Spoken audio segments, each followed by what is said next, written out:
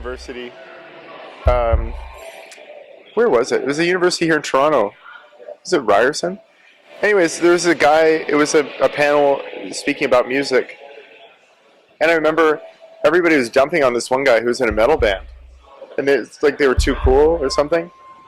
And I remember being so frustrated with them and saying, at least they're passionate.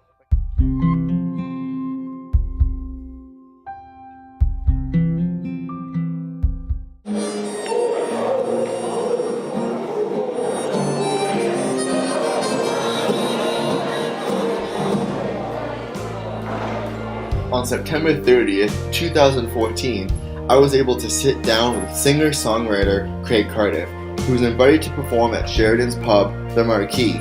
The Juno-nominated musician recapped on monumental moments in his career, as well as his thoughts on the so-called ailing music industry. I play in different venues because I want to go where people are excited to hear about music. That question gets asked all the time, and I think what is really happening is I just want to go play where people are excited to have me. Nothing else.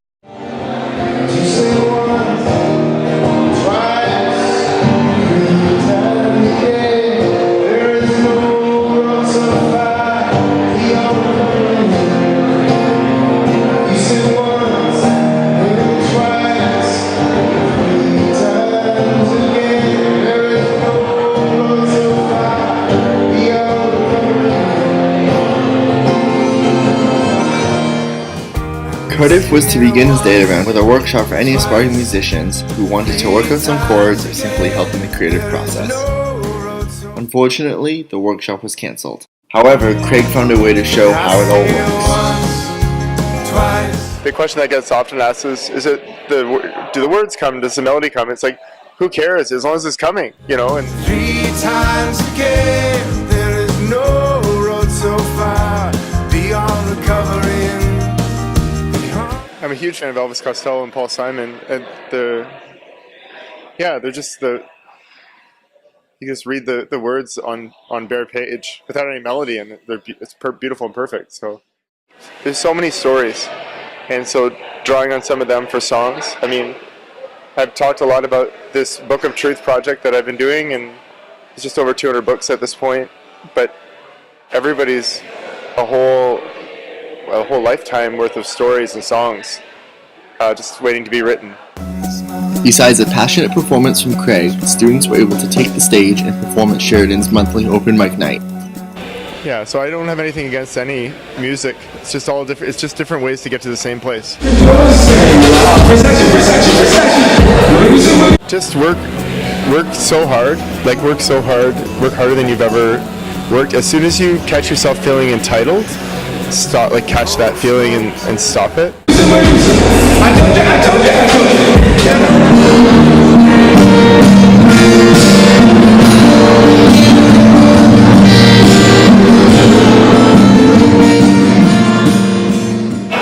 There's still people writing songs to connect.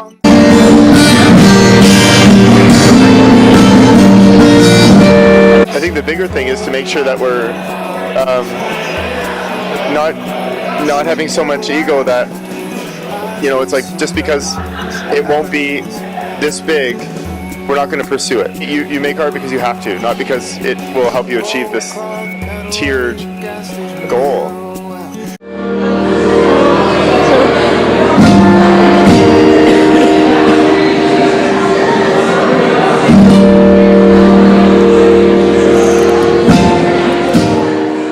Accept all gigs and build. The best advice I've gotten is come with solutions. Don't approach venues expecting money.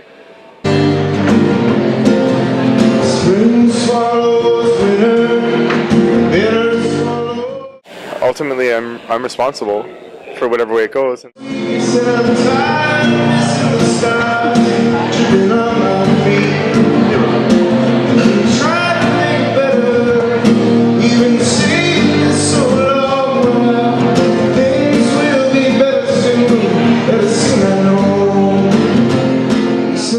But it's like you're running a good small business, and I'm lucky that mine happens to be based around songwriting.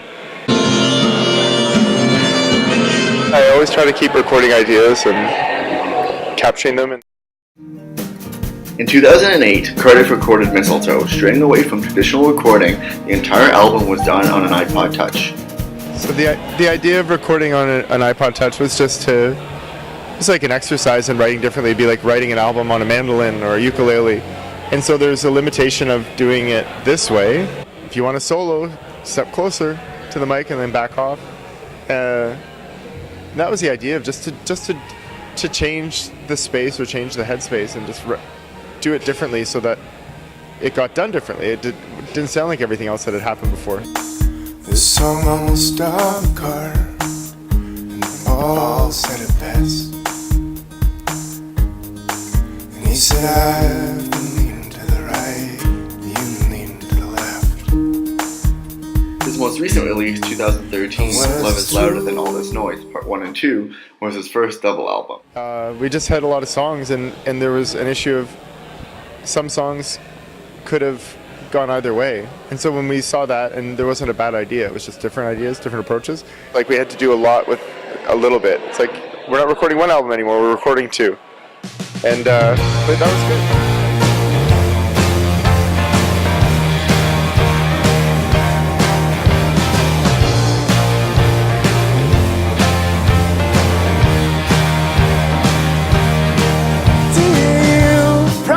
To stay awake, life is a way of pulling you to sleep.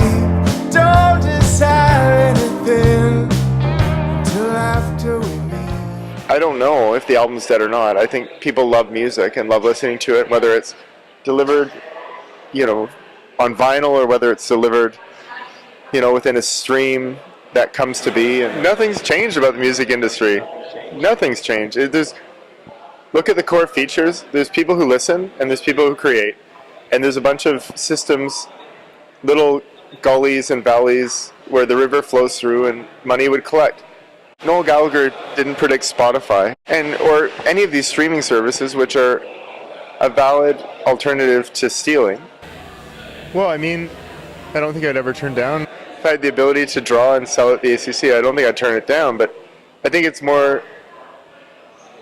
I feel lucky to make a living doing this and to be able to, if it's successful, it's my fault, and if it fails, it's my fault.